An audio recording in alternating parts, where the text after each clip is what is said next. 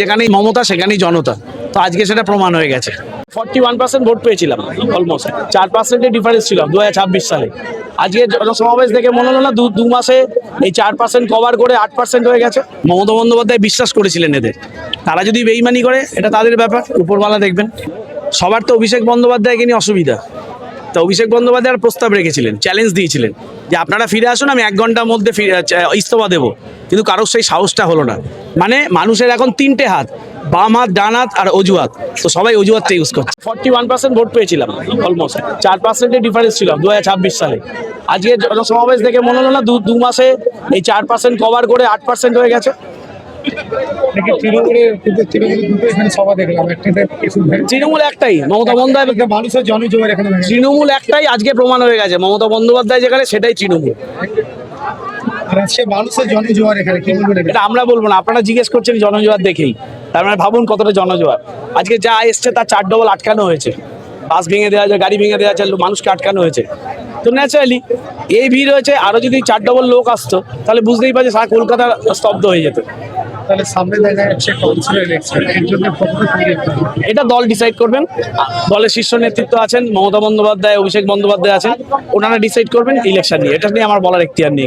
আজকে মানুষের কি বার্তা দিচ্ছে? আজকে নিয়ে একটাই বার্তা, মানুষ বুঝে গেছেন যে আসল তৃণমূল কারা। তৃণমূল মানে একটাই, মমতা বন্দ্যোপাধ্যায়ের তৃণমূল।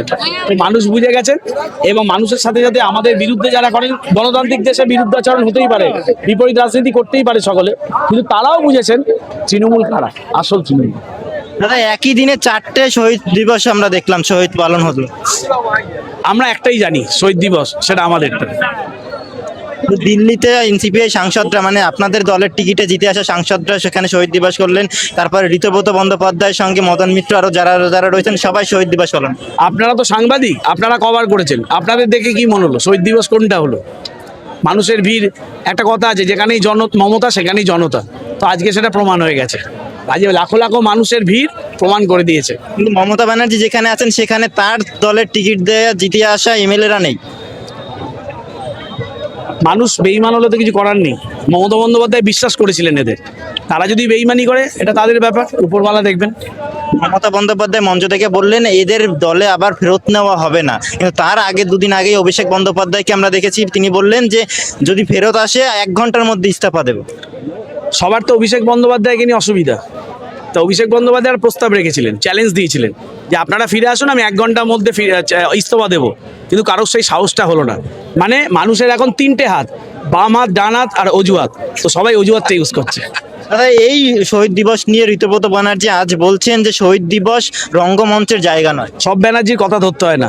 মমতা ব্যানার্জি, অভিষেক ব্যানার্জি আমাদের নেতা নেত্রী। 1 মাস সময় দিয়েছেন, মদন মিত্র বলছেন অভিষেককে ছেড়ে চলে আসুন। কোন টাইমে? মমতা ব্যানার্জিকে থাক না, যত ওনার সম্বন্ধে কম বলে ততই ভালো। কটার সময় উনি বক্তব্যটা রেখেছেন এটা দেখা। দিনের বেলা, দুপুর বেলা। ও এখন দিনের বেলা, আচ্ছা ঠিক আছে।